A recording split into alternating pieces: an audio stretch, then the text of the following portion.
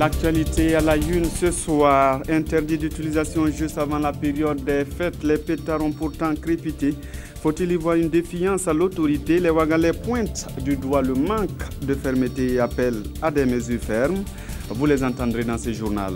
Une combinaison de vent et de soleil peut produire de l'énergie. La démonstration s'est faite à Saba par un Burkinabé rentré des États-Unis. Une équipe est allée voir l'énergie hybride de Ben Johnson Bambara à suivre dans cette édition. Bonsoir à tous et merci de suivre le 20h de la télévision du Burkina. Les Wagalais préconisent des mesures fermes pour respecter l'interdiction des pétards au Burkina. Malgré leur interdiction, la période de fête a été assourdissante cette année. Une équipe de la RTB a fait le tour des grandes artères de la ville aujourd'hui pour comprendre le phénomène. Vendeurs ambulants, commerçants et utilisateurs se rejettent la balle. Explication Jean-Eudes Bayala, Ismaël Diloma Sirima. 31 décembre 2015 à Ouagadougou. Le son des pétards résonne partout dans la capitale alors que c'est interdit. L'année qui vient, les autorités burkinabées n'ont qu'à prendre les décisions fermes. Parce qu'on a vu même les autres pays voisinants là, ils n'ont pas accepté que cette danger-là déroule dans les pays. Ça fait peur les gens. Même les petits enfants là, même là, ça les traumatise. On a l'impression que les pétards de cette année, ils ont une détonation beaucoup plus forte que les pétards des années antérieures. Voilà. Donc franchement, vu les dommages que ça nous cause, si vraiment on pouvait limiter dans l'avenir. Mais pour ce qui concerne cette année, on retrouve les pétards dans presque tous les marchés et toutes les boutiques. Cependant, les commerçants sont au courant des raisons de l'interdiction. C'est du fait que le pays n'est pas sécurisé. Sinon, les pétards, on l'utilise chaque année, annuellement, on l'utilise à tout moment. Et pour rendre effective cette interdiction, la solution des revendeurs est simple. Si on nous propose de quoi nous occuper, on va arrêter de vendre en même temps les pétards, surtout que ça rapporte peu. Certains disent également que c'est parce que les pétards ont traversé les frontières qu'ils sont commercialisés. Et si vous avez pris des calories en plus pendant ces périodes de fête, voici des conseils pratiques. Faites un peu de sport et dans certains cas, il faudra juste quelques gorgées d'eau. Plus de détails avec le docteur Bertine Waro d'Abiré dans ce reportage signé de Mokhtar Ouedraogo et de Omar Zombré. Les fêtes de fin d'année sont des occasions de réjouissance et de bombance. L'alcool, les sucreries et les aliments gras sont consommés sans trop de contrôle. Mais voilà. Après les fêtes, il faut vite se remettre d'aplomb et éliminer les mauvaises graisses. Nous conseillons d'abord pour ceux qui ont bu énormément d'alcool ou de boissons sucrées de boire beaucoup d'eau d'abord.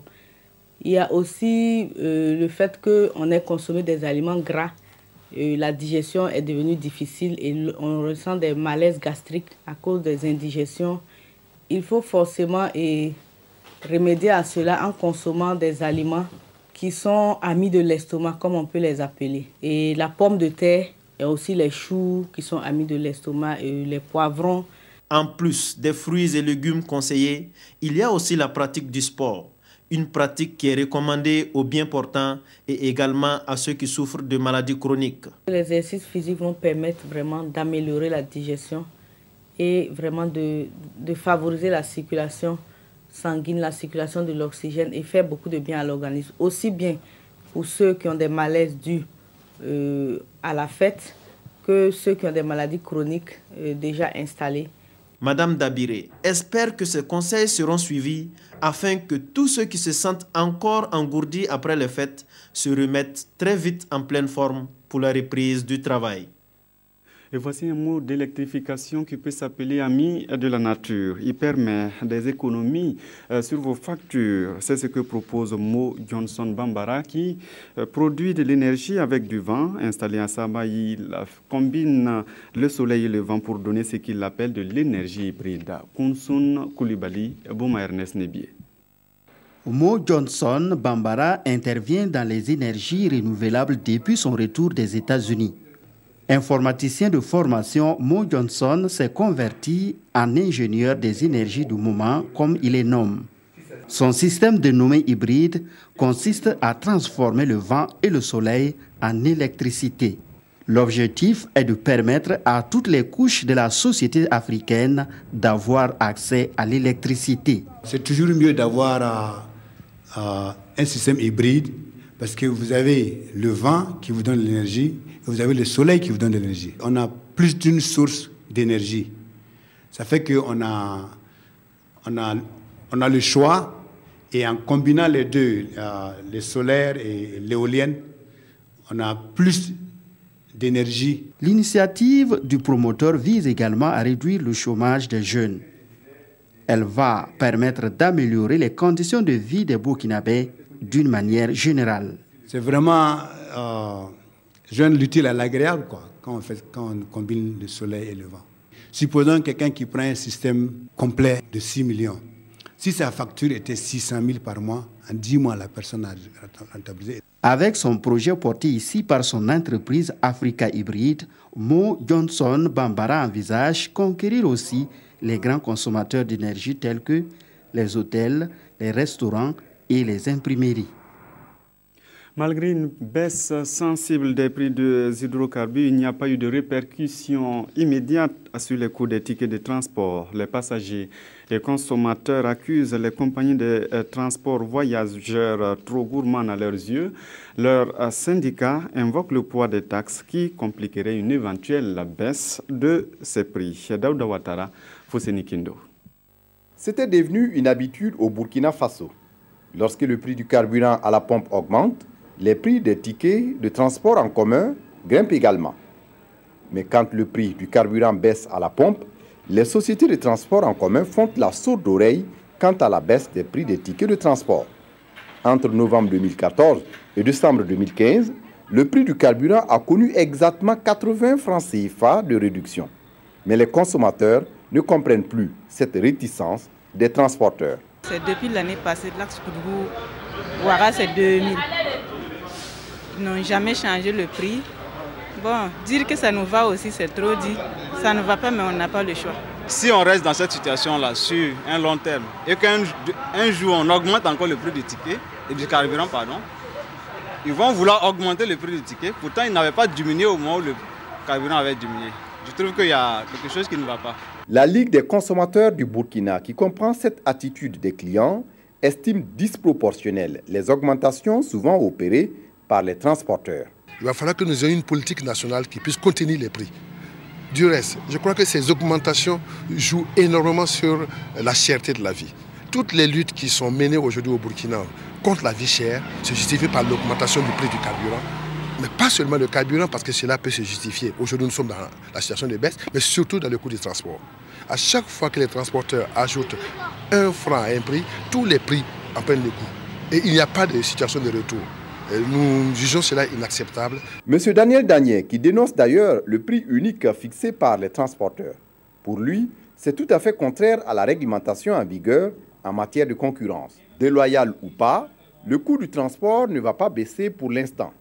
C'est l'opinion partagée au sein de la Fédération nationale des acteurs du transport routier du Burkina, la FENAT. Pour ce regroupement de syndicats et d'organisations de transporteurs, le carburant ne constitue pas le seul intrant dans la composition des prix des transports interurbains. Le facteur de carburant n'explique pas tout. Nous aussi, parallèlement à cela, c'est ce que nous disons toujours. Premièrement, nous acquérons notre matériel de travail, c'est-à-dire le matériel roulant, les véhicules, dans la zone dollar. Au moment où je vous parle, le dollar de juin 2014, aujourd'hui le dollar est à de 480 francs. Le dollar est aujourd'hui à près de 630 francs. Alors, donc ça veut dire que les véhicules que vous achetiez à 60 millions, 80 millions, aujourd'hui vous l'avez à 100, 120 millions.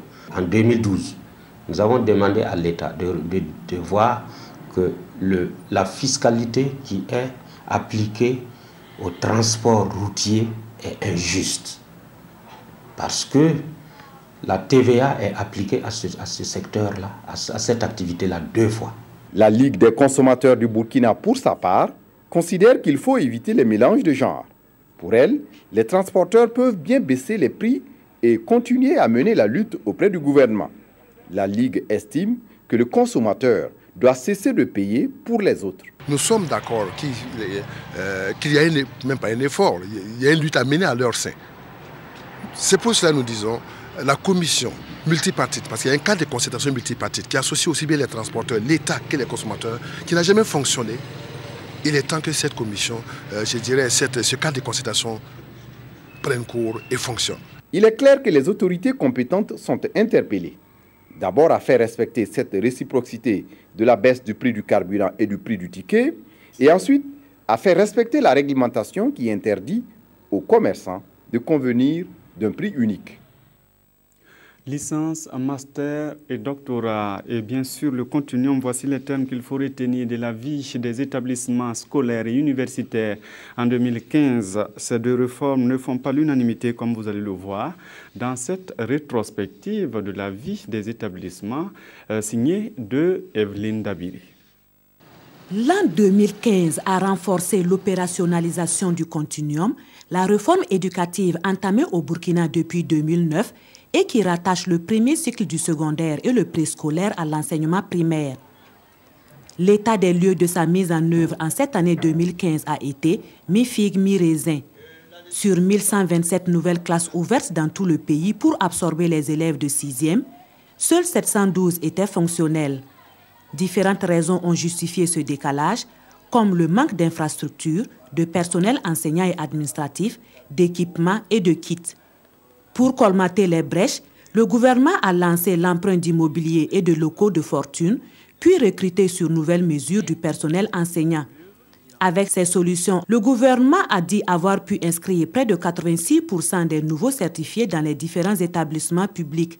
Ces solutions ont été cependant maintes fois décriées par les syndicats des enseignants, pour qui certains de ces bâtiments sont insalubres et inadaptés, toute chose qui met en mal l'éducation. À ce jour, reste encore près de 3000 classes du poste primaire à transférer. Des difficultés de mise en œuvre touchent aussi cette autre réforme, celle de l'enseignement supérieur. L'année académique 2015 a encore égrené des difficultés avec le système LMD, licence master doctorat, qui peine et n'a toujours pas l'assentiment de tous les acteurs. Les grèves des étudiants contre le système LMD sont que la licence devient le premier diplôme délivré et donc finit les diplômes intermédiaires. Le diplôme à Bac+4 disparaît et celui suivant la licence, c'est-à-dire le master et le reste, sont payants. Autre grief, l'insuffisance et l'inadaptation des infrastructures, le manque d'enseignants en nombre, le chevauchement des années, les curricula de formation non uniformisés dans certaines filières, les retards accusés dans les cours et dans les évaluations. Aussi, les étudiants ont fait porter le chapeau de toutes ces tares de l'enseignement supérieur au système LMD. Conséquence, des grèves, des marches et autres sittings ont été organisés par les syndicats des étudiants, tantôt pour exiger la suspension du système LMD, tantôt sa suppression totale et le retour à l'ancien système.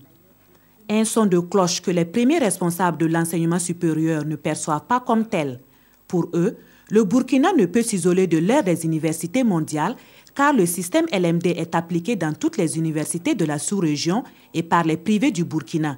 Et en tant que système universitaire africain, les universités publiques et privées du Burkina entretiennent des liens de coopération et d'échanges universitaires avec le monde. D'autres syndicats, plus conciliants comme le SINADEC, ont plutôt plaidé pour une amélioration de l'application du LMD. Et en cette fin d'année 2015, pas d'accord en tant que tel, chacun campe sur ses positions. Les bénédictions du cardinal Philippe Ouédraogo au campus Panga de Ouagadougou. Il a célébré une messe à l'intention des gendarmes à l'occasion de la Sainte Geneviève. La Sainte Geneviève est considérée comme la patronne de la gendarmerie et le cardinal en a profité pour prier pour la nation et les gendarmes en mission. Explication, Ibrahim Sombié, Bouma Ernest Nebié.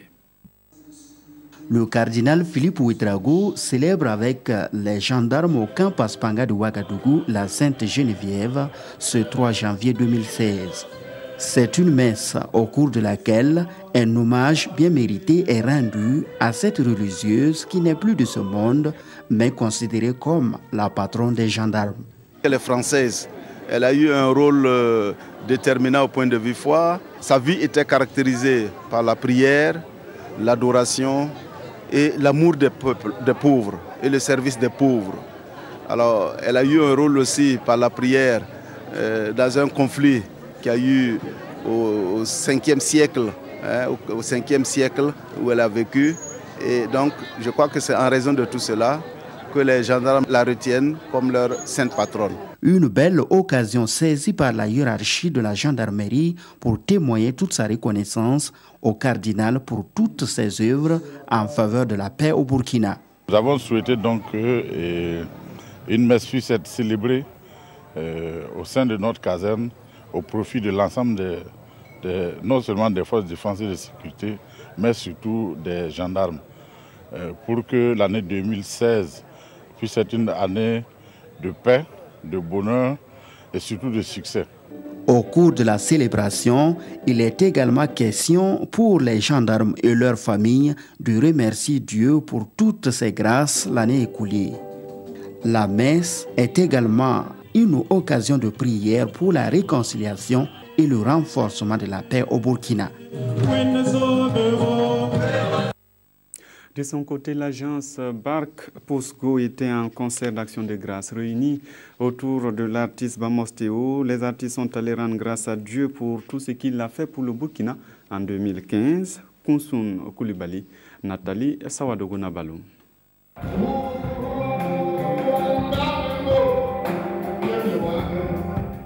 Le temps est donné, l'Éternel des armées est glorifié à travers chants. Nous sommes à une soirée de reconnaissance à Dieu pour ses bienfaits pour le Burkina Faso.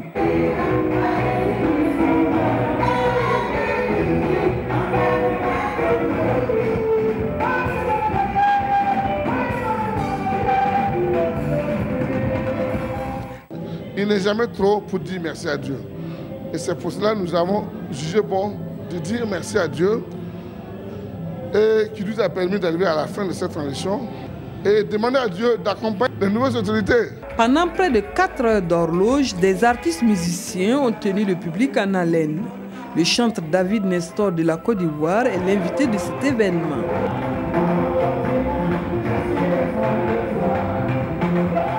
Dieu a fait beaucoup pour ce pays. N'eût été la grâce de Dieu, on ne serait pas ici. Donc, lui dire merci est très important, c'est ce qui justifie vraiment ma présence. Pour les promoteurs de cet événement, malgré les soubresauts, les crises à rebondissement, le Burkina Faso a eu un président démocratiquement élu. Et cette soirée de reconnaissance sonne ici comme une invite du peuple burkinabé à persévérer dans la prière pour un pays de cohésion et de paix. Le mouvement sunni du Burkina a été à Ouaïguia pour un séminaire de formation islamique. Et là aussi, on a confié le Burkina entre les mains de Dieu. Les séminaristes ont aussi parlé de l'éducation et de la paix dans la société. Abbas Traoré, Herman Toé. Dans une société en proie à de multiples violences, la recherche de la paix devient la seule et unique solution pour tout développement. Le mouvement sunni du Burkina l'a si bien compris au cours de ces séminaires de formation islamique en se penchant sur les thèmes éducation et paix dans la société, rôle et place de l'islam. Les imams et les enseignants particulièrement, et de manière générale la masse, n'est-ce pas, des musulmans, a été sensibilisée autour, n'est-ce pas, des questions de paix et d'éducation. Ils ont reçu, nous allons dire, n'est-ce pas, des bagages nécessaires. Donc on peut dire que dans la pratique, nous allons voir que les fidèles, après ce séminaire-là, ils seront en mesure, nous avons vraiment espoir en cela, de montrer aux gens que l'islam n'est pas une religion de violence, n'est pas une religion de terrorisme. Des activités de formation, d'éducation et aussi des œuvres de charité ont constitué les temps forts de ces séminaires salués par les autorités. C'est une association qui œuvre beaucoup dans le social, notamment par des dons de sang, par la distribution des vivres. Donc nous, en tant qu'autorité provinciale, nous ne pouvons que saluer de telles initiatives et les féliciter, les encourager. Des attestations de reconnaissance et le Saint-Coran ont été remis à des imams et encadreurs afin de poursuivre la sensibilisation pour une société de paix. Il avait 94 ans, il a combattu pour la France sans jamais bénéficier d'une pension de retraite. Le caporal Kamon Soulama avait entamé des démarches depuis 2002. Il a tiré sa révérence alors que le dossier n'a pas encore abouti. Karim Ilboudo à Hadis Andamba.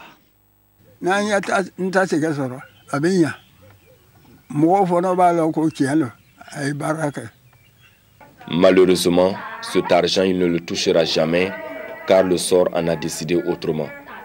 La maladie a eu raison de lui. Il meurt ce jeudi 31 décembre 2015 au moment où le dossier suit son cours. En effet, c'est en avril dernier que nous avons réalisé l'interview avec l'ancien combattant, alors âgé de 94 ans. Mon grand-père a fait la Deuxième Guerre mondiale. Et jusqu'à sa mort, il n'a pas pu bénéficier de la pension. Et c'est dans la pure tradition Karaboro que le caporal Kamon Soulama a été inhumé, ici, dans la concession familiale à Signena. Il était apprécié de tous ici au village, car il était à l'écoute de tout un chacun. Il ne tardait pas non plus à venir en aide à ceux qui sont dans le besoin. On n'a pas appris du mal du tout de lui, dans la localité ici en tout cas. En général, tous nos anciens combattants ici, ils ont une bonne renommée. Ce sont des gens francs pour avoir fait l'armée française. Né vers 1921, le caporal Kamon Soulama a servi dans l'armée française de 1941 à 1946 en qualité d'engagé. Il laisse derrière lui une veuve, 9 enfants, 73 petits-enfants et 78 arrière-petits-enfants inconsolables. Et la question qui se pose aujourd'hui, est-il encore possible pour la famille de toucher la pension de retraite du défunt quand on sait que les démarches entamées depuis 2002 n'ont jamais abouti? Des humoristes s'engagent à rechercher la paix durable et leur thème est tout trouvé. Humour, renouveau démocratique et réconciliation nationale, c'est le point central de la 6e édition des Wistiti d'or qui ont refermé leurs portes hier. Moussa Ouedraogo, Salidoussa. Cette année encore, la tradition a été respectée avec le Wistiti d'or 2016. Pour la 6e fois consécutive, les Burkinabés ont eu l'occasion de rire à gorge déployée. Avec des humoristes comme Ali Poré Ier et Bala le salopard du Burkina, Eliphas du Bénin et Magnifique de la Côte d'Ivoire, pour ne citer que ceux-là, le public ne s'est pas du tout ennuyé. On nous laisse aller à l'école, on a nos diplômes, on a tout, maintenant quand il s'agit de travailler, on dit ah, comme vous êtes comme ça là, on est comment? Quand les enfants l'ont vu là, ils étaient contents. Maman, maman, invitez, invitez, invitez, invitez. Quand la maman est sortie comme ça, là, elle a dit, c'est votre papa. Un satisfait général pour les spectateurs qui ont fait le plein de la maison du peuple. Et ça a été vraiment bien fait et que j'ai beaucoup aimé. Ils ont créé parce qu'ils ne disent pas les choses comme telles vis-à-vis, mais j'ai aimé ça. Placé cette année sous le thème Humour, renouveau démocratique et réconciliation nationale, le Wistiti d'or est une manière pour les humoristes de s'aimer la joie dans les cœurs. Comme on a pour objectif chaque année de commencer le nouvel an dans la bonne humeur, on s'est dit on va planter ce semis-là dans tous les cœurs, dans la joie et le bonheur. La 6e édition se révèle être un pari gagné pour le promoteur qui ne compte d'ailleurs pas s'arrêter en si bon chemin. En Centrafrique, nous sommes à l'étranger. C'est un outsider qui prend la tête de la présidentielle du 30 décembre dernier, selon les premiers résultats partiels. Faustin Archange Touadéra, un ancien premier ministre, devance Anicet Georges Dologuélé, un autre ancien chef du gouvernement. Touadéra avait reçu le soutien de l'ancien parti de François Bozizé, le président de Chypre, en 2013. Un outsider en tête de la présidentielle centrafricaine. Selon les premiers résultats partiels, l'ancien Premier ministre Faustin Archange Touadéra devance un autre ancien chef du gouvernement, Anicet Georges Dologuélé, qui avait reçu le soutien du parti du président déchu, François Bozizé. On s'arrête là pour ce soir. Tout à l'heure, vous avez rendez-vous à 21h avec le magazine des sports avec Ruth Biniwatara. À 22h15, vous avez rendez-vous avec la dernière édition du journal présenté par Jacques Lamissa Tarpaga. À demain.